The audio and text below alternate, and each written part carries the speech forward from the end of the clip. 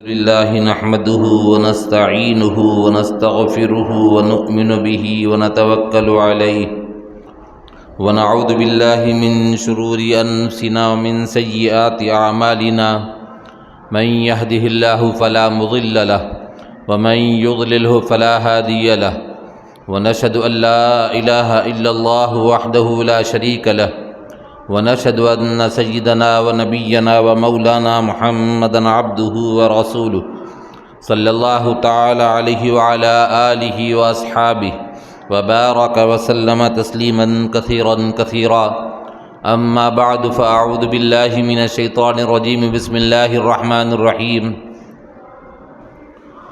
ولا تقولوا لمن يقتل في سبيل الله أموات بل أحياء ولكن لا تشعرون صدق اللہ العظیم۔ بزرگان محترم، برادران اسلام اور عزیز نوجوان ساتھیو،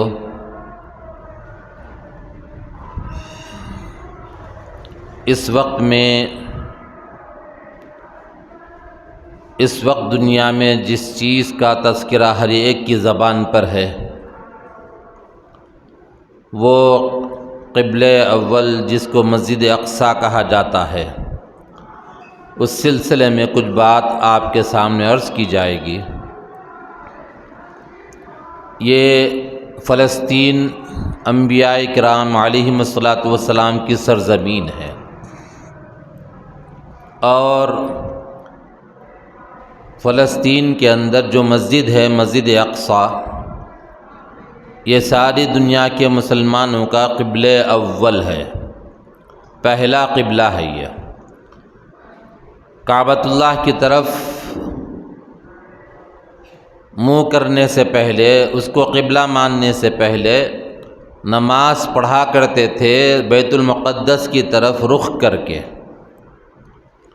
اور نبی اکرم صلی اللہ علیہ وسلم جب نماز پڑھ رہے تھے تو حالت نماز میں ہی وحی آئی، تو آپ نے بیت المقدس سے بیت اللہ کی طرف رخ کیا، آپ نے چہرہ کیا، اور بیت المقدس وہ ہے جہاں پر نبی اکرم صلی اللہ علیہ وسلم معراج کے موقع پر تشریف لے گئے اور انبیاء کرام علیہم الصلاۃ والسلام کی وہاں پر امامت فرمائی۔ امام الانبیاء والمرسلین ہیں آپ، تو آپ امام انبیاء اور رسل کے امام بنے وہاں پر، اور شروع سے یہ قبلہ اول رہا، اس کی حفاظت مسلمان کرتے رہے۔ اور نبی اکرم صلی اللہ علیہ وسلم نے جب یہ یہودیوں کے قبضے میں تھا تو اس کو ان سے چھڑانے کے لیے، یہودی یہ ازلی دشمن ہے مسلمانوں کے، اللہ نے خود قرآن کریم میں بھی فرمایا کہ یہودی جو ہے سازشیں شروع سے کرتے آ رہے ہیں۔ عبداللہ ابن سبا، عبداللہ ابن ابی، یہ سب منافقین کے سردار ہیں جنہوں نے نبی اکرم صلی اللہ علیہ وسلم اور صحابہ کرام کے خلاف میں سازشیں کی ہیں، طرح طرح سے ستایا ہے، اور مسجد ضرار اس نے بنائی، یعنی یہودیوں نے مدینہ المنورہ کے اندر مسلمانوں کے مقابلے میں ایک مسجد بنائی، اور وہ مسجد کی بنیاد اس لیے رکھی کہ وہاں پر سازشیں کریں، وہاں پر اسلام کو اور مسلمانوں کو کیسے ختم کریں، اس کے لیے انہوں نے مسجد بنائی، مسجد ضرار تھا اس کا نام۔ اور ان کی ہوشیاری دیکھیے آپ کہ مسجد بنانے کے بعد حضور اکرم صلی اللہ علیہ وسلم سے ہی فرمایا کہ چلیے امامت کر کے اس کا افتتاح کریے۔ بنایا اسلام کے خلاف میں، مسلمانوں کے خلاف میں، اور مسلمانوں کے رہبر، رہنما اور ساری امت کے رہنما، سب سے افضل، سب سے اشرف پیغمبر رسول سرکار دو عالم صلی اللہ علیہ وسلم کو امامت کرنے کے لیے کہہ رہے ہیں، تو حضور اکرم صلی اللہ علیہ وسلم تشریف نہیں لے گئے۔ پھر ایک جنگ میں جا رہے تھے، جنگ سے واپسی کے وقت میں وحی آئی کہ اس کو ڈھا دو۔ چنانچہ صحابہ کرام کی ایک جماعت کو لے کر گئے، لے جا کر اس مسجد ضرار کو ڈھا دیا اس کو، کیونکہ اسلام کے خلاف میں سازش کرنے کے لیے انہوں نے اس کا نام مسجد دیا تھا، اور مقصد یہ تھا کہ مسلمانوں کو ختم کیا جائے، اسلام کو ختم کیا جائے۔ یہ یہودی ہیں وہ، جنہوں نے شروع سے حضور اکرم صلی اللہ علیہ وسلم کو پریشان کیا، ستایا۔ ایک جنگ ہو رہی تھی تو جنگ کے موقع پر یہ منافقین اور یہودی سب مل کر اچانک فیصلہ کر کے واپس آ گئے اور حضور کو چھوڑ کے آ گئے، کچھ بہانہ بنائے اور بنا کر آ گئے۔ حالانکہ معاہدہ کیا تھا انہوں نے کہ مدینے پر کوئی حملہ کرے گا تو ہم سب مل کر اس کا مقابلہ کر کے مدینے کا دفاع کریں گے۔ تو یہ یہودی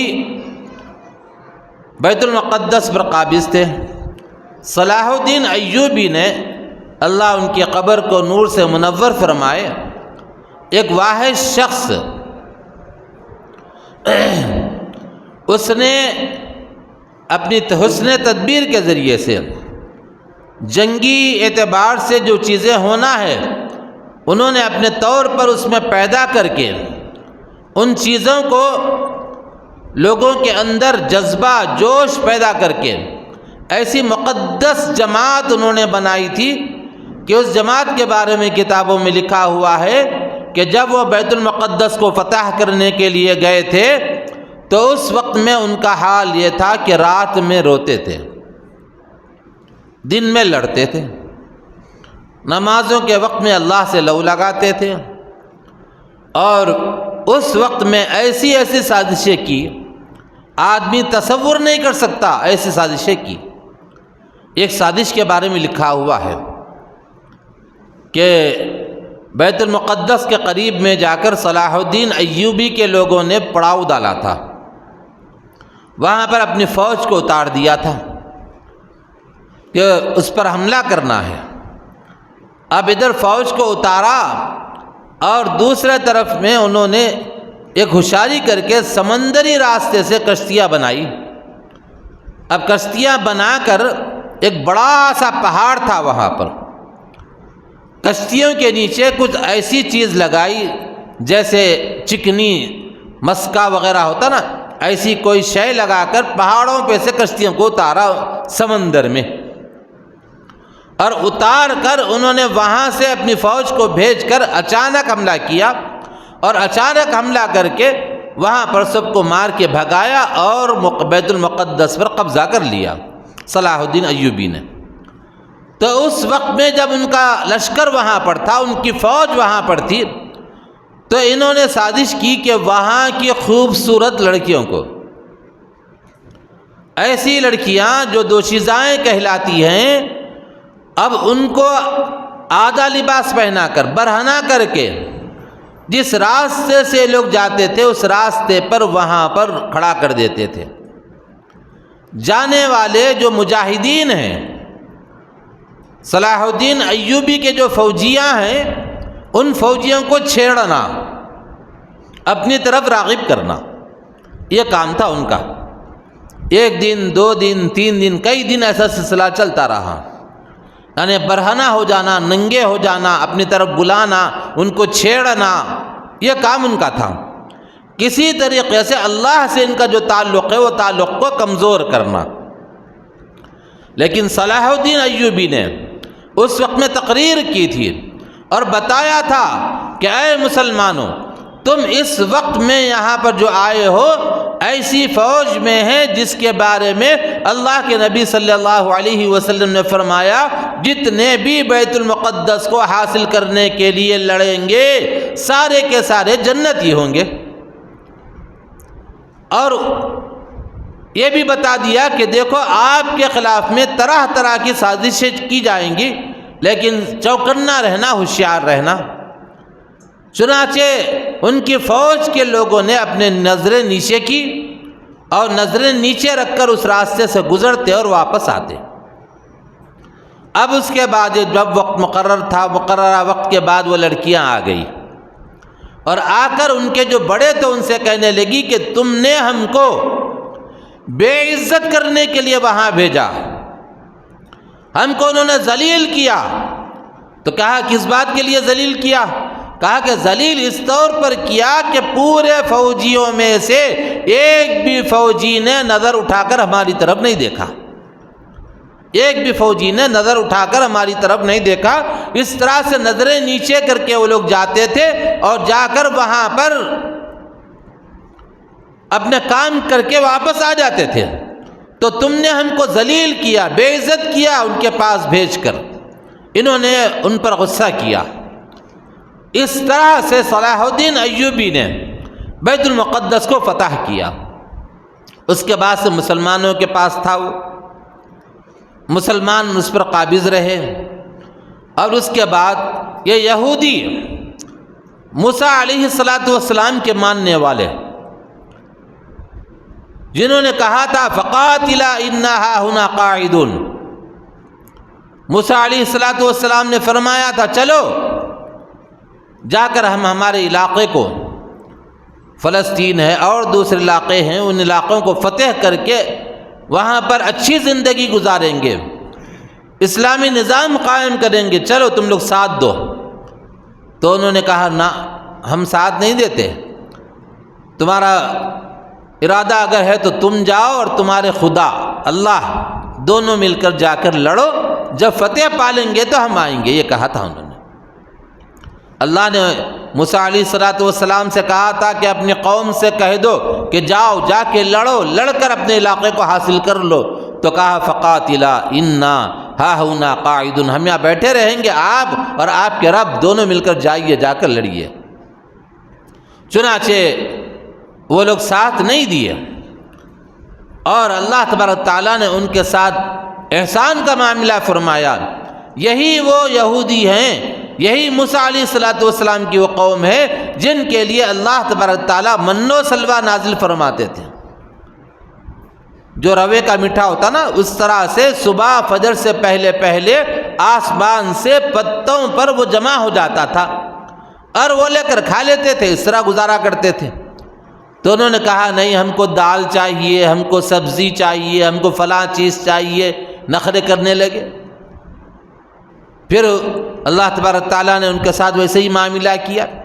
ساری دنیا میں کہیں پر بھی جائے پناہ نہیں تھی ان کو، ان کا کوئی ملک نہیں تھا۔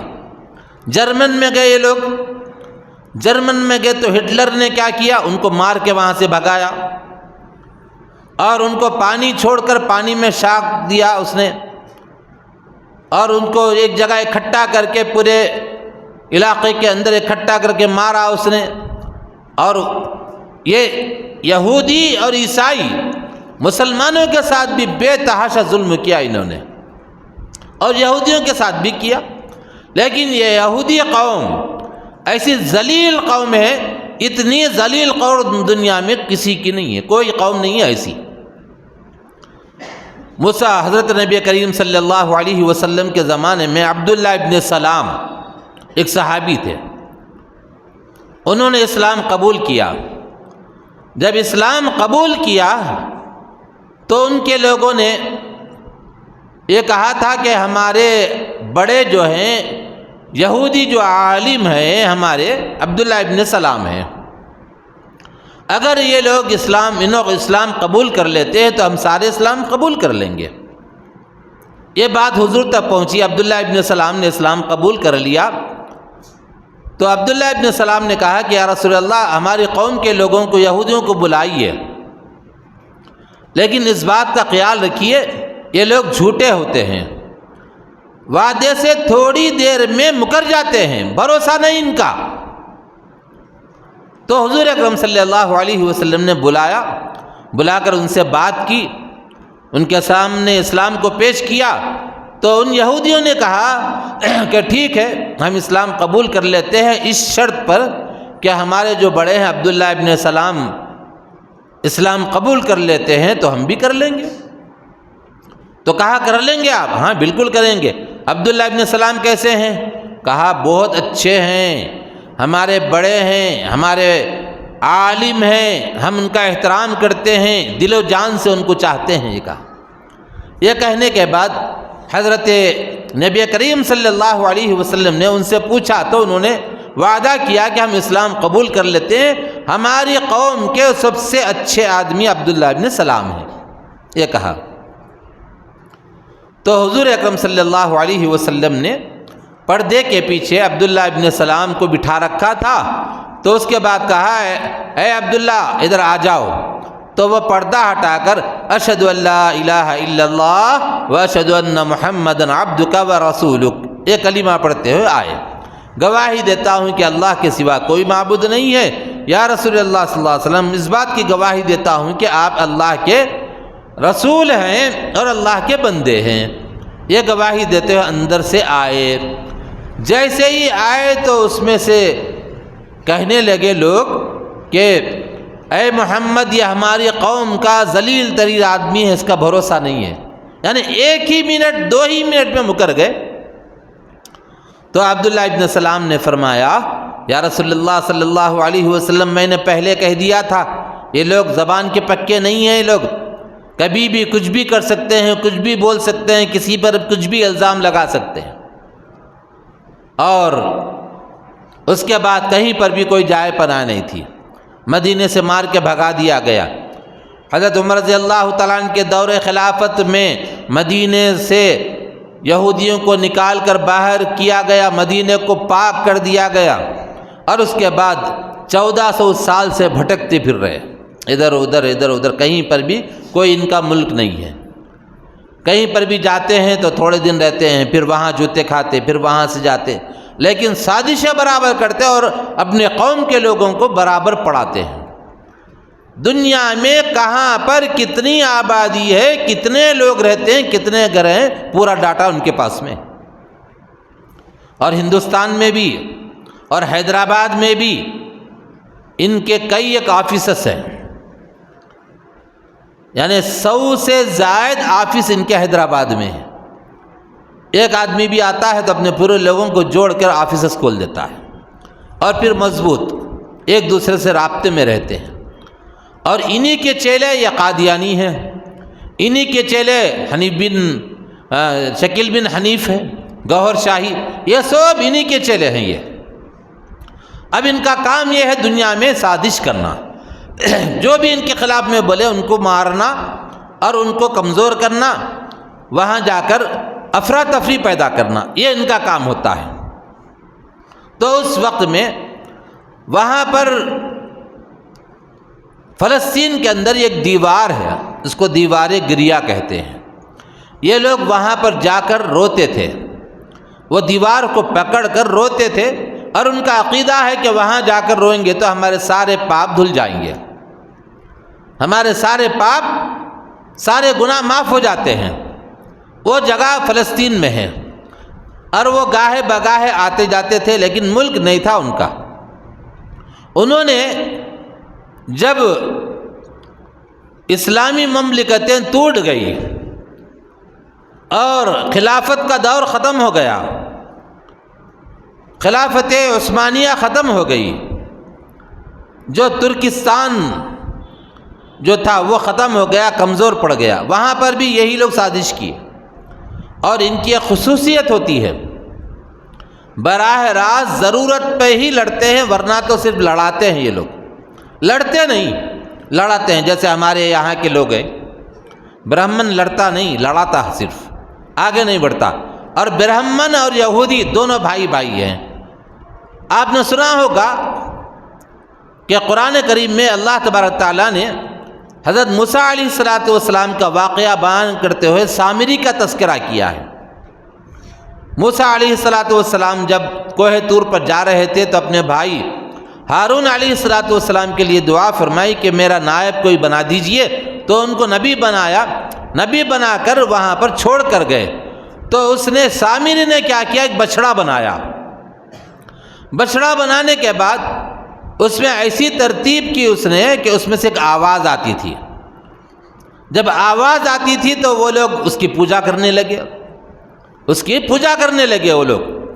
اب موسیٰ علیہ السلام کو چھوڑ کر، ہارون علیہ السلام کو چھوڑ کر سامری کی گرویدہ ہو گئے، اور اسی کی اولاد میں سے جب ان کو مار کے وہاں سے بھگایا گیا تو دنیا میں کچھ بھائی کسی طرف، کچھ بھائی کسی طرف چلے گئے۔ ایک بھائی کی اولاد اسرائیل میں بسی، وہی سامری کی بیٹوں کی اولاد، ایک کی ہندوستان کے علاقے میں بسی، انہی کی نسل میں سے برہمن ہے یہ۔ تو یہودی وہاں پر جو ان کے لیے کوئی جائے پناہ نہیں تھی، وہ گاہے بگاہے وہاں آتے تھے۔ فلسطین مسلمانوں کا ملک تھا اور مسلمان وہاں رہا کرتے تھے، لیکن کیا کہا جائے کہ انگریزوں نے، یہودیوں نے مل کر، یہودیوں کی حکومت کہیں بھی نہیں ہے، یعنی ملک ان کا الگ سے نہیں ہے، لیکن ہر حکومت کے اندر وہ دخیل ہے۔ دخیل کا مطلب دخل اندازی کرنا، کہیں کی بھی حکومت ہو اس میں دخل اندازی ان کی چلتی ہے۔ اپنے آپ کو پڑھ لکھ کر اتنا مضبوط بنا لیا کہ مجبور ہو کر وہ لوگ اپنی حکومت میں رکھتے ہیں۔ امریکہ ہے، امریکہ کے اندر آپ وہاں جو حکومت کرنے والے ہیں وہ سارے حکومت کرنے والوں پہ اثر ان کا چلتا ہے وہاں پہ، اور برطانیہ میں بھی ویسی، لندن میں، اور اسی طریقے سے جگہ جگہ ان کے بندے ہیں۔ اور انہوں نے ایک یورپ کے اندر ایک ایسا ادارہ قائم کیا ہے، اس کا نام اسلامی دیا اس نے، اور اس کے اندر عربی تعلیم ہوتی ہے، اور یہودیوں کو لے جا کر پڑھایا جاتا ہے، اسلام کے خلاف میں کیسا سازش کرنا چاہیے وہ بتایا جاتا ہے۔ مولانا تقی عثمانی صاحب دامت برکاتہم نے اپنا واقعہ لکھا ہے۔ ایک آدمی نے ان کو لے جا کر وہاں پر بتایا اور کہا کہ دیکھو حضرت، کسی سے بات نہیں کرنا، اس شرط پر میں نے ان سے وقت لیا ہے، انہوں نے وقت دیا ہے۔ ایک جگہ گئے، جانے کے بعد وہاں پر روک دیا گیا تو انہوں نے پرمیشن بتایا، ہم اجازت لے کر جا رہے ہیں، تو وہاں سے چھوڑ دیا۔ 2 کلومیٹر اور اندر گئے، پھر وہاں پر پہرا ہے، پھر وہاں اجازت نامہ بتایا، پھر اندر لے گئے۔ 1 کلومیٹر جانے کے بعد بڑی بڑی عمارتیں ہیں، بڑی بڑی عمارتیں ہیں، ان عمارتوں کے اندر لوگ پڑھ رہے ہیں، بڑی بڑی داڑیاں ہیں ان کی، اور جبے پہنے ہوئے ہیں۔ ادھر دیکھو، کبھی بخاری شریف کی تعلیم ہو رہی، ادھر کہیں قرآن کی تعلیم ہو رہی، سب ایسا ہو رہا۔ تو تقی عثمانی صاحب ایک آدمی سے ملنے کے لیے آگے بڑھے تو انہوں نے کہا کہ آپ آگے مت بڑھیے، وعدے پہ قائم رہیے، انہوں نے منع کیا ہے کسی سے بات نہیں کرنا۔ تو کہا کہ بھئی ماجرا کیا ہے، تم لائے ہو لیکن یہاں بخاری کی تعلیم ہو رہی، یہاں فلاں ہو رہا، یہ ہو رہا۔ تو انہوں نے کہا آپ واپس جب جائیں گے تو ہم آپ کو بتائیں گے۔ تو جب واپس گئے تو انہوں نے بتایا، دیکھو یہ سارے کے سارے پڑھنے والے یہودی ہیں۔ کون ہیں؟ یہودی ہیں یہ، اور ان کو اس کی بخاری کی تعلیم دی جاتی ہے، مسلم شریف کی تعلیم دی جاتی ہے، قرآن کی تعلیم دی جاتی ہے۔ اس میں ایسی آیات یہ ایک دوسرے سے جو ٹکراتی ہیں، ان آیات پر ان کو بحث مباحثہ کرا کر ان کو یہ بتایا جاتا ہے کہ تم اپنے آپ کو ڈھونگ رچا کر مسلمان ملکوں میں جا کر بڑی بڑی مسجدوں کے اندر امام بن جاؤ، خطیب بن جاؤ، اور اندر سے ان کو کھوکھلا کرو، اندر سے ان کو کھوکھلا کرو، یہ ان کو تعلیم دی جاتی ہے۔ تو یہ اب یعنی اسلام کے خلاف میں کسی بھی حد تک گرنے کے لیے تیار ہیں یہ لوگ، اور سازشیں کرتے رہتے ہیں۔ جہاں پر بھی جو حکومت ہے، حکومت کے اندر دخل دینا، سازش کرنا۔ اور آپ کو یاد ہوگا کہ شیطان نے بھی کیا کیا تھا، گزشتہ جمعہ میں نے آپ کے سامنے بیان کیا تھا کہ نبی اکرم صلی اللہ علیہ وسلم کو نعوذ باللہ قتل کرنے، شہید کرنے کے لیے مشورہ دیا تھا۔ دینے والا کون تھا؟ وہ ابلیس تھا، انسان کی شکل میں آیا تھا۔ یہ وہی ابلیس کی خصلت کے لوگ ہیں یہ یہودی۔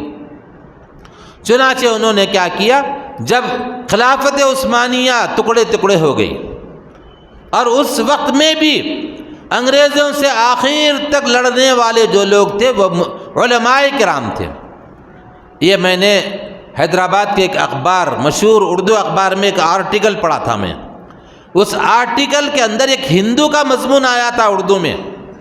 وہ ہندو آدمی نے لکھا تھا کہ خلافت عثمانیہ جب ٹکڑے ٹکڑے ہو رہی تھی تو انگریزوں کا جو مقابلہ کرنے والے تھے، آخر تک ڈٹ کے مقابلہ کرنے والے تھے، ان کے بارے میں وہ لکھتا ہے باریش آدمی تھے، یعنی داڑیاں والے۔ داڑیاں والے کون ہو سکتے ہیں؟ علماء ہی ہوتے ہیں، اور کون؟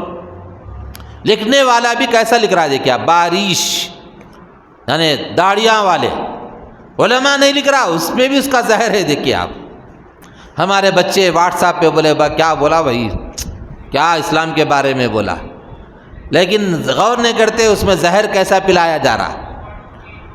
تو غور کرنے والے غور کرتے ہیں۔ میں نے جب سوچا کہ یہ شخص چاہتا تو اس میں یہ لکھ سکتا تھا کہ علماء نے مقابلہ کیا، لیکن مجبور ہو کے کوئی اور راستہ نہیں تھا اس کو لکھنے کے لیے، تو اس نے ایک ایسا لفظ لکھا جو باریش آدمی، داڑیاں والے، انہوں نے آخر تک مقابلہ کیا۔ اس میں بھی زہر ہے، صاف صاف کہہ دیتا کہ بھئی علماء نے مقابلہ کیا، وہ گوارا نہیں ہے اس کو۔ یہ جتنے بھی لوگ ہیں نا جو اسلام کا لبادہ اوڑھ کر آتے ہیں، آتے ضرور ہیں لیکن اندر سے میٹھا زہر دیتے ہیں یہ لوگ۔ بہرحال جب یہ ترک یعنی خلافت عثمانیہ ٹوٹ گئی، ٹوٹنے کے بعد ٹکڑے ٹکڑے ہو گئی، ادھر سعودی عربیہ آزاد ہو گیا، ادھر مصر آزاد ہو گیا، ملک شام آزاد ہو گیا، اور پھر فلسطین آزاد ہو گیا، اور بھی علاقے پورے کے پورے ٹکڑے ہو گئے۔ یہ خلافت عثمانیہ جب تک تھی کسی کی مجال نہیں تھی کہ مسلمانوں کی طرف نظر اٹھا کر دیکھے۔ یہ جتنے کرسچن یہودی جو بھی تھے، سمندر میں سے جانے کے لیے، راستہ لینے کے لیے، جہاز کو چلانے کے لیے وہ لوگ کیا کرتے تھے؟ ترکستان جا کر اجازت لیتے تھے، اجازت لے کر وہاں پر اس کا ٹیکس دے کر آگے بڑھتے تھے۔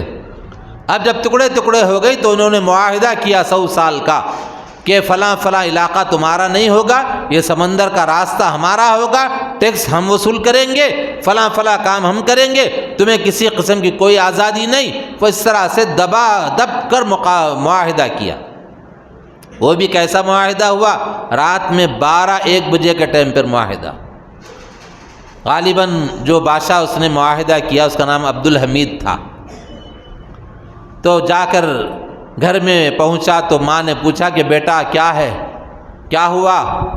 کہا کہ امی میں معاہدہ کر کے آیا ہوں۔ کہا کہ تو میرے پیٹ پر دھبا ہے۔ کہا میں یہ سوچی تھی کہ تو لڑتا لڑتا شہید ہو جائے گا، لیکن آج انگریزوں کے سامنے جھک گیا تو۔ یہ کہا ماں نے، اس غیور ماں نے کہا، بہادر ماں نے، میں سوچی تھی کہ تو لڑتا لڑتا شہید ہو جائے گا، لیکن تو میرے پیٹ پہ کلنگ ہے۔ کہا میری کوکھ سے پیدا ہوا ضرور، لیکن تو میرے لیے دھبا ہے کہا تھا۔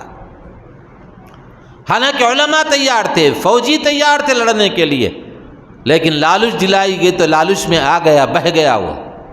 اور اس کے بعد پھر انہوں نے کیا کیا؟ سن 1948 میں ہندوستان کب آزاد ہوا؟ 1947 میں۔ اور 1948 میں انہوں نے کیا کیا؟ اسرائیل کے اندر جا کر تھوڑی سی جگہ انہوں نے لی۔ پہلے تو لوگ کرائے سے گئے، وہاں رہنے لگے۔ ایک سازش کے تحت وہاں جا کر وہ دیوار کو پکڑ کے رونا، گریا کرنا، اس کا نام ہی دیوار گریا ہے، رونے والی دیوار۔ وہاں جا کے روتے تھے لوگ، آج بھی روتے ہیں۔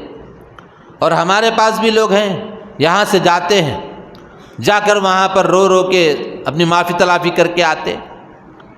تو بہرحال دھیرے دھیرے انہوں نے وہاں پر فلسطین کا علاقہ تھا پورا، یہ اسرائیل جو اب ہے یہ اسرائیل نہیں تھا اس زمانے میں، وہ فلسطین کا علاقہ تھا۔ فلسطین کے علاقے کو انہوں نے کیا کیا؟ قبضہ کیا، تھوڑی سی جگہ قبضہ کی۔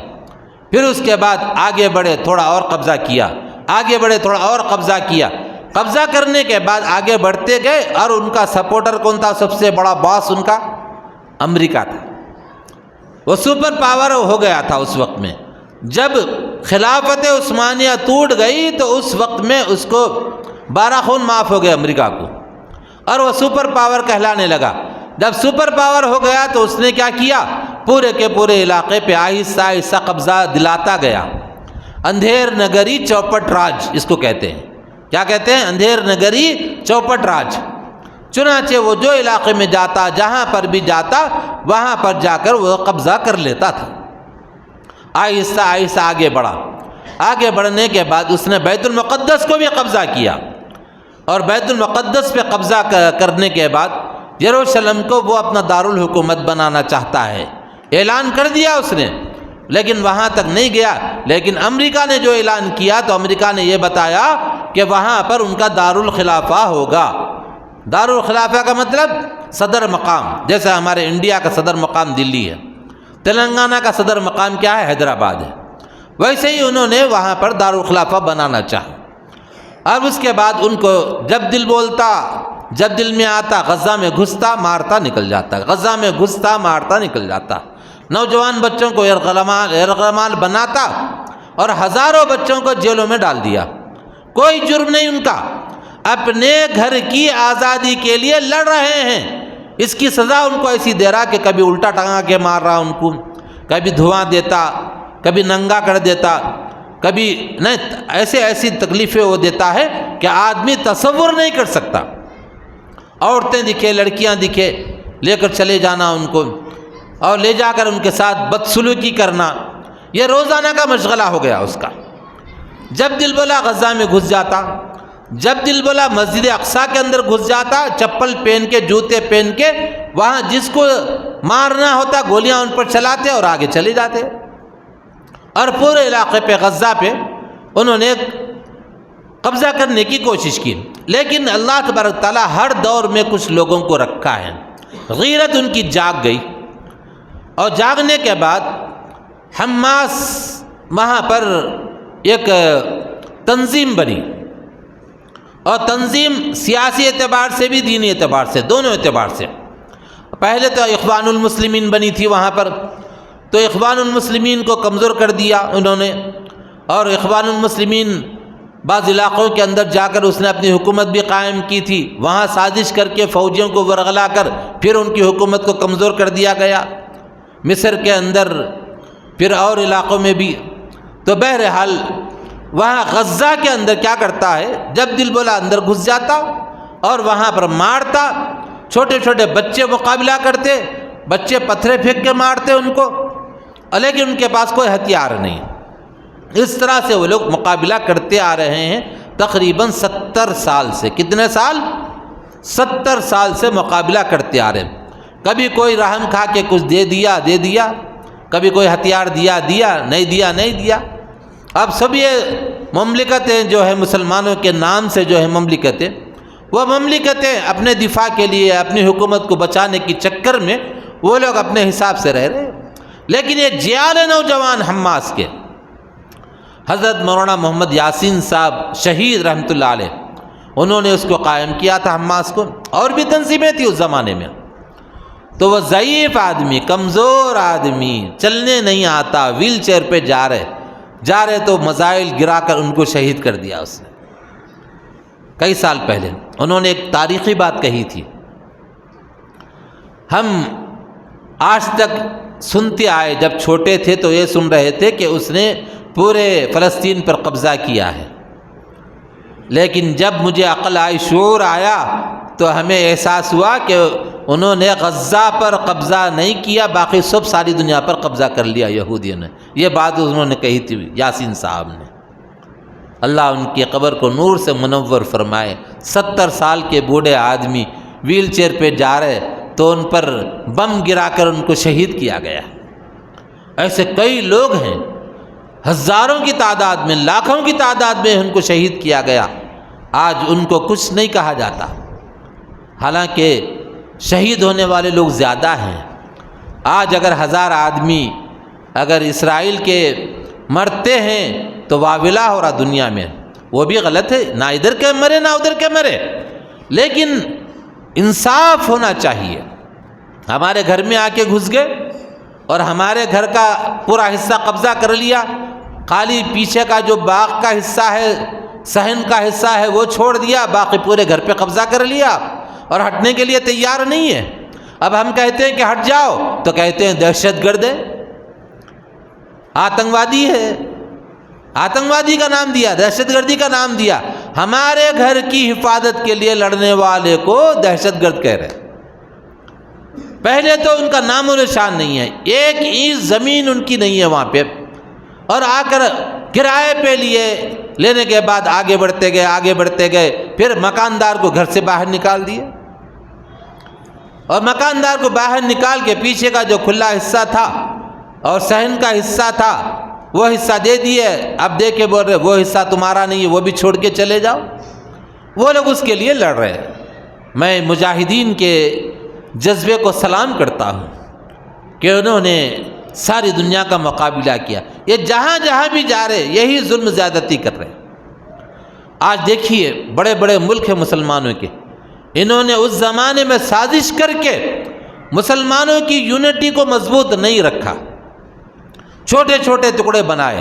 خلافت عثمانیہ کو توڑ کر ایک سعودی عربیہ بنا دیا، ایک ملک شام بنا دیا، اور ایک جو سو اردن بنا دیا، اور ایک الگ الگ علاقے قطر بنا دیا، کویت بنا دیا۔ یہ چھوٹے چھوٹے ٹکڑے ہیں۔ آپ جا کر دیکھیے، قطر جا کر دیکھیے، حیدرآباد سے چھوٹا ہے قطر، اور کویت ہے، پورا کویت کا رقبہ حیدرآباد کے برابر ہے۔ یعنی ایسے ٹکڑے ٹکڑے ٹکڑے کر کے چھوڑ دیے، اور آپس میں ایک دوسرے کے سفارتی تعلقات قائم کرے کے بولے تم بادشاہ ہے یہاں پہ، تمہارا ملک ہے، تمہارا ملک ہے۔ ظاہر بات ہے کہ جب بادشاہ الگ الگ بن گیا تو وہ اپنے بادشاہت کی حفاظت میں لگ گئے، آپس میں لڑنے لگے۔ انگریزوں کی پالیسی ہے آپس میں لڑاؤ اور حکومت کرو، آپس میں لڑاؤ اور حکومت کرو، اور جھوٹ کو اتنا عام کرو، اتنا عام کرو، اتنا عام کرو کہ لوگ سچ سمجھنے لگے۔ یہ پالیسی ہے ان کی۔ اب جھوٹ کو، اب یہاں پہ بھی آپ دیکھیے جھوٹ اتنا ڈنکے کی چوٹ پہ بولتے ہیں، لوگ بولتے ہیں ہاں اتنا مضبوط بول رہے تو کچھ تو سچائی ہوں گی۔ یعنی یہ بھی ملکہ ان کو حاصل رہتا کہ جھوٹ کس طرح بولنا چاہیے، ایسا ببانگے دہل بولے یہ ہو ہی نہیں سکتا بولے۔ اب لوگ بولتے بھائی اتنا پاور سے بول رہا ہے تو ہو سکتا کچھ سچائی ہوں گی، پورا 100% جھوٹ رہتا، وہ سچائی ذری بھی نہیں رہتی۔ تو ویسے ہی یہ اسرائیلی اور یہ یہودی اور یہ عیسائی سارے لوگوں کا ایک مشہور مقولہ ہے کہ جھوٹ کو اتنا عام کرو، اتنا عام کرو کہ لوگ اس کو صحیح سمجھنے لگے۔ تو اس طرح سے آج جو غزہ کے اندر بربادی ہو رہی ہے، بمباری کر رہا ہے، اور اوپر سے ہتھیار ڈالے جا رہے ہیں، ہزاروں کی تعداد میں ڈال دیے اور پورا غزہ برباد کر دیے، اور انسانیت کہاں گئی؟ انسانیت ذرا سوچو، چھوٹے معصوم بچوں کو دودھ سے روک دیا گیا، عورتوں کو بے گھر کر دیا گیا، کھانے کے لیے کچھ نہیں دیا جا رہا ہے، پانی جس راستے سے جاتا تھا وہ پانی کا راستہ پائپ لائن کو کٹ کر دیا گیا، اور کرنٹ بند کر دیا گیا، اور پھر کھانے کے غذائی جو کچھ بھی اسباب ہوتے تھے وہ سب ختم کر دیے گئے، بڑی بڑی بلڈنگیں گرا دی گئی، بلڈنگوں کے نیچے کتنے بچے، عورتیں، مرد دبے ہوئے ہیں، نہیں معلوم، نکالنے والا کوئی نہیں ہے، ان کو نکالنے والا کوئی نہیں۔ اب تو یہ بھی اعلان آ گیا کہ دیکھو دواخانے میں کوئی بھی اگر فلسطینی بچہ یا بڑا آیا اس کا علاج نہیں کرنا۔ یہ دادا گیری ہے، دیکھیے آپ، یہ چور الٹا کوتوال کو ڈانٹے کہتے نا، ویسا حساب ہے۔ ہماری زمین پہ قبضہ کرے، آ کے ہماری زمین پہ رہنے لگے، اور آج ہم سے کہہ رہے کہ بھئی چھوڑ کر چلے جاؤ یہاں سے، اور پھر علاج کے لیے بھی تیار نہیں ہے۔ انسانیت کہاں گئی؟ تمہارا ضمیر کہاں گیا؟ ارے تم تو وہ ہو جو جنگلوں کے اندر کہیں بندر ہے مر رہا ہے تو پانی پلاتے ہو دکھاوے کے لیے، تم درندے ہیں، درندے۔ چڑیا اگر مر رہی ہے تو چڑیا کے منہ میں پانی کے قطرے ڈالتے ہو دکھانے کے لیے، یا انسانیت کو مار رہے ہو تم، جس کو اللہ نے بنایا سب سے اچھا بنایا۔ لقد خلقنا الانسان فی احسن تقویم، اللہ نے فرمایا کہ انسان کو سب سے اچھا اللہ نے بنایا۔ آپ انسان کے ساتھ ایسا سلوک کر رہے ہو، بربادی والا سلوک کر رہے ہو، بربریت دکھا رہے ہو، اور ان کو مار رہے ہو، اور ان کی جوان بیٹیوں کو آپ سر بازار رسوا کر رہے ہو، نوجوانوں کو ٹرکوں پر باندھ کر ان کو گھسیٹا جا رہا ہے، یرغمال بنا رہے ہو۔ عورتوں کو ان کو ہاتھ پیر باندھ دیے جا رہے ہیں، چھوٹے چھوٹے معصوم بچے 8 سال کے، 4 5 سال کے بچوں کو ہتھ کڑی پہنا کر لے جا رہے ہیں ان کو، اور پیچھے ہاتھ باندھ کر ان پہ گولیاں مار رہے ہو۔ تو کہاں گئی تمہاری انسانیت؟ ساری دنیا کو انسانیت کا سبق پڑھاتے ہو، پاٹھ پڑھاتے ہو، کہتے ہو کہ انسان کا احترام کرو۔ یہ اقوام متحدہ کہاں گیا؟ سو رہا ہے۔ ذرا سا کچھ ہو گیا تو واویلا کرتا ہے نا۔ آج اتنی بربادی ہو رہی ہے، منہ نہیں کھل رہا ہے۔ مسلم مملکتیں ہیں، ان کا بھی منہ نہیں کھل رہا ہے۔ یہ کیا ہو رہا ہے دنیا کے اندر؟ مسلمانوں غور کرو، یہ ابھی ختم نہیں ہے، یہ اور بھی آگے بڑھے گا، اور بھی آگے ایسے حالات آئیں گے۔ لیکن مسلمان غیور وہ ہے جو اس کا ڈٹ کے مقابلہ کرے، اس کا ڈٹ کے مقابلہ کرے۔ جاں مانگو تو جان دیں گے، مال مانگو تو مال دیں گے، جاں مانگو تو جان دیں گے، مال مانگو تو مال دیں گے، لیکن یہ ہم سے نہ ہو سکے گا، اپنے نبی کا جاہ و جلال دیں گے۔ سرفروشی کی تمنا پھر ہمارے دل میں ہے، سرفروشی کی تمنا پھر ہمارے دل میں ہے، دیکھنا ہے زور کتنا بازوئے قاتل میں ہے۔ آج اس چیز کی ضرورت ہے۔ ہم دور ہیں، غزہ کے لیے کچھ نہیں کر سکتے، ہمارے لیے سفارتی چیزیں ایسی ہیں جن کا کرنا ضروری ہے۔ ہم دینی اعتبار سے بھائی ہیں، لیکن کچھ ان کی مالی مدد نہیں کر سکتے، کچھ نہیں کر سکتے۔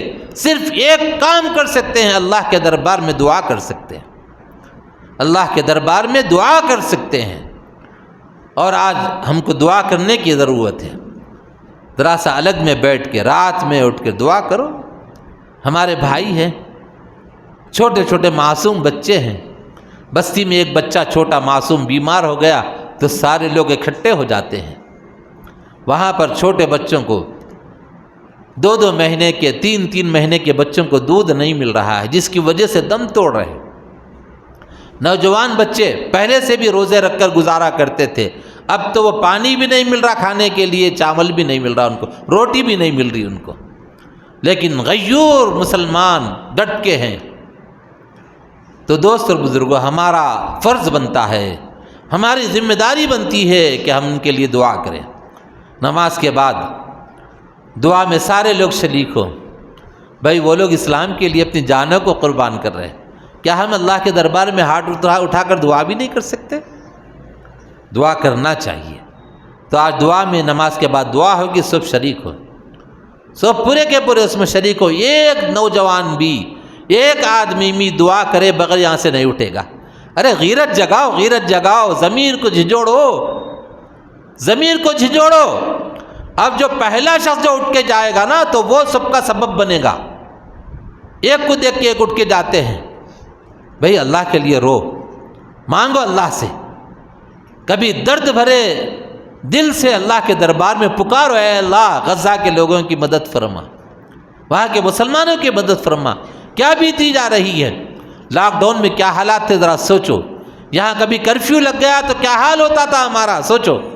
وہاں تو چاروں طرف سے راستہ روک دیا گیا، فوج آ گئی، 1 لاکھ سے زیادہ فوج کھڑی ہوئی ہے، پتہ نہیں کب ان پر جھپٹ پڑے گی، خوخار درندوں کی طرح وہاں پر جھپٹ کر وہاں کی عورتوں کو، مردوں کو، بچوں کو، جوانوں کو، سب کو یرغمال بنا کر ان کو گولیوں سے بھون دیا جائے گا، نہیں بتا سکتے۔ بچے کچے جتنے لوگ ہیں ان کو کبھی بھی کچھ بھی کر سکتے ہیں۔ ایسے وقت میں اللہ کے دربار میں مانگنا چاہیے، کچھ تو کرو مسلمانوں، کچھ تو کرو، درد پیدا کرو اپنے دل کے اندر۔ حضور اکرم صلی اللہ علیہ وسلم رہتے مدینے میں تھے، روتے تھے انڈیا کے لیے، رہتے مدینے میں تھے، روتے تھے مصر کے لیے۔ اور وہ محمد بن قاسم کے اس واقعے کو یاد کیجئے، جب سندھ کے اندر وہاں پر راجہ لوگوں پر ظلم زیادتی کر رہا تھا تو یہاں سے اس نے پکارا تھا، اپنے آدمیوں کو بھیجا تھا تو وہاں سے انہوں نے آ کر مدد کی تھی۔ یہ شیوا ہے مسلمانوں کا۔ ہم ویسا تو نہیں کر سکتے، یہاں کے قانون کو ہم نہیں توڑ سکتے، قانون کا احترام کرتے ہیں، لیکن اللہ کے دربار میں تو ہم کو مانگنا چاہیے۔ اللہ تعالیٰ سے دعا ہے کہنے والے کو کہنے سے زیادہ، سننے والوں کو سننے سے زیادہ عمل کی توفیق عطا فرمائے۔ وآخر دعوانا الحمد للہ رب العالمین۔